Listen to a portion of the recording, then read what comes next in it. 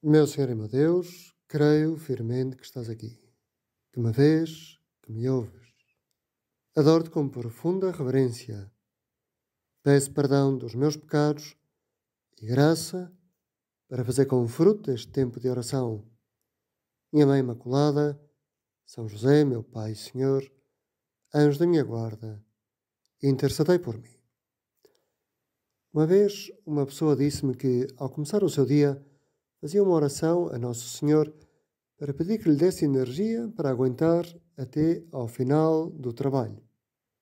Uma oração muito curiosa. Não sei como é que tu enfrentas uma manhã quando te sentes mais cansado ou cansada, que dormiste pouco, ou uma tarde de trabalho que já não apetece continuar a trabalhar, e já não diria uma noitada na qual é preciso trabalhar bastante. Já alguma vez perguntaste a Jesus como é que ele fazia quando estava cansado? O Evangelho de hoje diz-nos que tu, Senhor, tinhas no teu cansaço alguns gestos muito característicos. Hoje o Evangelho começa assim. Jesus levantou os olhos. Parecia, não sei o que é que te parece a ti. Esta atitude de levantar os olhos significa que Jesus estava como que recolhido. Tenta imaginar Jesus assim. Recolhido, talvez em oração, a descansar um pouco. Jesus levantou os olhos e viu os ricos deitarem na arca do tesouro as suas ofertas. Viu também uma viúva muito pobre deitar 2 pequenas moedas. Então Jesus disse: Em verdade vos digo, esta viúva pobre deu mais do que todos os outros. Todos eles deram do que lhes sobrava. Mas ela, na sua penúria, ofereceu tudo o que possuía para viver.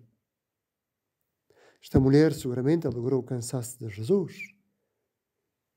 Mas porquê que digo que Jesus estava cansado? É que estamos no templo com Jesus, quando o Senhor vê esta mulher. E neste dia, os sumos sacerdotes do templo vieram discutir com Jesus. Depois, apresentaram-se os saduceus com aquela questão da mulher que teve 7 maridos e que foram morrendo um atrás do outro. Depois apresentaram-se os fariseus com a questão do imposto e Jesus pede-lhes que deem um denário, deem a César o que é de César, a Deus o que é de Deus. E quando está nestas respostas, os escribas começam, provavelmente, a dizer em voz alta: Muito bem, mestre, a louvá-lo. E Jesus, naquele momento, tem que repreendê-los, porque eles são hipócritas, dizem e não fazem. E para que o povo não vá atrás deles, tem que revelar a verdade. Como estaria o coração de Jesus neste momento? Depois de discutir, pelo menos com 4 grupos, os 4 grupos de funcionários, digamos, do templo, dos sacerdotes, daqueles que ensinavam a religião, e o Senhor tem que denunciá-los. Está provavelmente cansado. E por isso o Evangelho diz esta expressão tão pequenina. Jesus levantou os olhos. Quer dizer que durante algum tempo Jesus esteve com os olhos postos no chão. Senhor, o que estarias a fazer com os olhos postos no chão? São Marcos diz até que Jesus estava sentado quando viu esta mulher deitar as esmolas na caixa das esmolas e que foi o seu consolo. Por isso sabemos que Jesus está na zona do templo que se chama o Átrio das Mulheres e que ali havia uma colunata coberta na qual dava acesso a esse átrio e Jesus ali sentado a descansar. Eu penso que Jesus, enquanto descansa, reza, está recolhido na sua oração. O que é que tu fazes quando queres descansar? Recolhes-te na oração? E logo a seguir, imediatamente, Jesus é consolado por esta mulher, ao contrário dos sumos sacerdotes, fariseus, saduceus, os escribas, que viviam vidas duplas, diziam e não cumpriam. Esta mulher, da sua penúria, deu a Deus tudo o que possuía para viver. E não sabia que Jesus, Deus, estava a olhar para ela nas suas costas. Mas os seus olhares encontraram-se de algum modo. E que aquela mulher não via uma caixa de esmolas. No seu interior, na sua alma, de certeza que via Deus. E Deus viu-a, viu esse gesto. São José Maria, ao contemplar esta passagem do Evangelho, escreveu assim no seu livro O Caminho. Não viste os fulgores do olhar de Jesus? Quando a pobre viúva deixou no templo a sua pequena esmola, dá-lhe tudo o que puderes dar. Não está o mérito no pouco nem no muito, mas na vontade com que deres. Sim, o nosso amor não está no muito ou no pouco, mas na vontade com que fazemos o muito ou o pouco. Por isso esta mulher, viúva, pobre, tinha tanta liberdade de espírito. Talvez ela dissesse, dou as últimas moedas porque quero. De facto, ninguém a obrigava. E talvez até tenha surgido alguma dúvida na sua consciência quando deitava aquelas pobres moedas. Para que dar isto, se não valem nada? Se não são uma esmola digna?